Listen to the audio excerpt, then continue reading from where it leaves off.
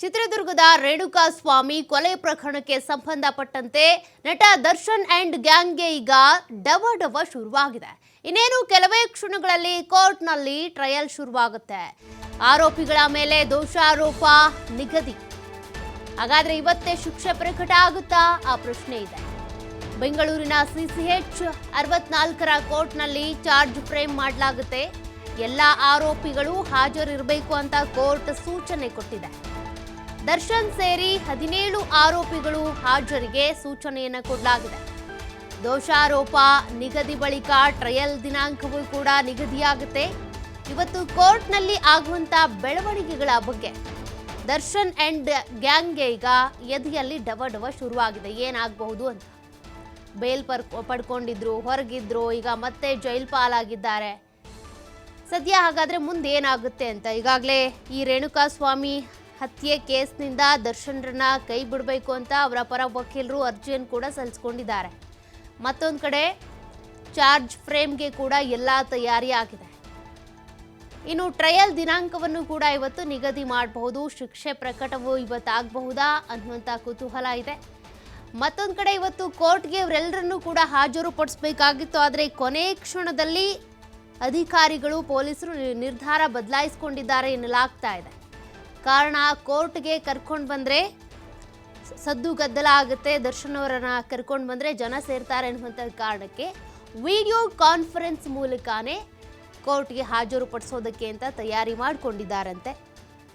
ಹಾಗಾದರೆ ಇವತ್ತಿನ ವಿಚಾರಣೆಯ ಸಂದರ್ಭದಲ್ಲಿ ಏನಾಗಬಹುದು ಬೆಂಗಳೂರಿನ ಸಿಸಿಎಚ್ 64ರ ಕೋರ್ಟ್ನಲ್ಲಿ ಅಂತ. ದರ್ಶನ್ ಸೇರಿ ಒಟ್ಟು 17 ಜನ ಆರೋಪಿಗಳು ಈ ಕೇಸ್ನಲ್ಲಿ ಇರುವಂಥದ್ದು. ಕೆಲವರು ಬೇಲ್ ಪಡ್ಕೊಂಡ್ರು, ಎಂಜಾಯ್ ಮಾಡಿದ್ರು, ಅದಾದಮೇಲೆ ಮತ್ತೆ ಜೈಲ್ ಪಾಲಾದರು, ಜಾಮೀನ್ ಮೇಲೆ ಹೊರಗಿದ್ರು. ದರ್ಶನ್ ಕೂಡ 9 ತಿಂಗಳ ಕಾಲ ಬೇಲ್ ಪಡ್ಕೊಂಡು ಹೊರಗೆ ಬಂದಿದ್ರು. ಈಗ ಮತ್ತೆ ಸುಪ್ರೀಂ ಕೋರ್ಟ್ ಅವ್ರಿಗೆ ಬೇಲನ್ನು ರದ್ದು ಮಾಡಿ ನ್ಯಾಯಾಂಗ ಬಂಧನಕ್ಕೆ ಈಗಾಗಲೇ ಒಳಪಡಿಸಿದೆ. ಸದ್ಯ ದರ್ಶನ್ ಬೆಂಗಳೂರಿನ ಪರಪ್ಪನ ಅಗ್ರಹಾರದಲ್ಲಿದ್ದಾರೆ. ಪವಿತ್ರ ಗೌಡ ಕೂಡ. ಇನ್ನು ಕೆಲವರು ಬೇರೆ ಬೇರೆ ಜೈಲಿನಲ್ಲಿದ್ದಾರೆ. ಚಿತ್ರದುರ್ಗದ ರೇಣುಕಾಸ್ವಾಮಿ ಕೊಲೆ ಪ್ರಕರಣಕ್ಕೆ ಸಂಬಂಧಪಟ್ಟಂತೆ ನಟ ದರ್ಶನ್ ಅಂಡ್ ಗ್ಯಾಂಗ್ಗೆ ಈಗ ಭಯ ಶುರುವಾಗಿದೆ. ಏನಾಗಬಹುದು ಅಂತ ಅಂತಿಮವಾಗಿ. ಯಾಕೆಂದರೆ ಸಿಕ್ಕಿರುವಂಥ ಬೇಲೆ ರದ್ದಾಗಿದೆ, ಮತ್ತೆ ಜೈಲ್ ಪಾಲಾಗಿದ್ದಾರೆ. ಏನು ಶಿಕ್ಷೆ ಪ್ರಕಟ ಆಗ್ಬೋದು, ಟ್ರಯಲ್ ಯಾವಾಗ ಶುರುವಾಗ್ಬೋದು, ಏನೆಲ್ಲ ಆಗುತ್ತೆ ಅನ್ನೋಂಥ ಭಯ ಆತಂಕ ಈಗ ಶುರುವಾಗಿದೆ. ಬೆಂಗಳೂರಿನ 64ನೇ ಸಿಸಿಎಚ್ ಕೋರ್ಟ್ನಲ್ಲಿ ನಡೆಯುವಂಥ ವಿಚಾರಣೆ ಇದು. ಜೊತೆಗೆ ಶಿಕ್ಷೆಯ ಪ್ರಕಟದ ಬಗ್ಗೆ ಕೂಡ ಏನಾದರೂ ಇವತ್ತು ವಿಚಾರ ಬೆಳಕಿಗೆ ಬರುತ್ತಾ ಅದನ್ನು ನೋಡಬೇಕಿದೆ. ಅಷ್ಟೇ ಅಲ್ಲ, ದರ್ಶನ್ ಪರ ವಕೀಲರು ಈಗಾಗಲೇ ಈ ಪ್ರಕರಣದಿಂದ ದರ್ಶನ್ ಅವರನ್ನ ಕೈ ಬಿಡಬೇಕು ಅಂತ ಕೂಡ ಅರ್ಜಿ ಸಲ್ಲಿಸಿಕೊಂಡಿದ್ದಾರೆ.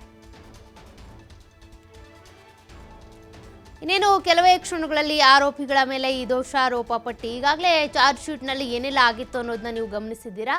ಚಾರ್ಜ್ ಫ್ರೇಮ್ ಮಾಡುವಂಥ ಸಾಧ್ಯತೆ ಕೂಡ ಇದೆ ಇನ್ನೇನು ಕೆಲವೇ ಕ್ಷಣಗಳಲ್ಲಿ. ಹೀಗಾಗಿ ಈಗ ದರ್ಶನ್ ಅಂಡ್ ಗ್ಯಾಂಗ್ಗೆ ಭಯ ಅಂತೂ ಶುರುವಾಗಿದೆ. ಏನಾಗಬಹುದು ಅಂತ. ಈ ಹಿಂದೆ ಅವರು ಊಹೆ ಮಾಡೋದಕ್ಕೂ ಆಗಿರಲಿಲ್ಲ.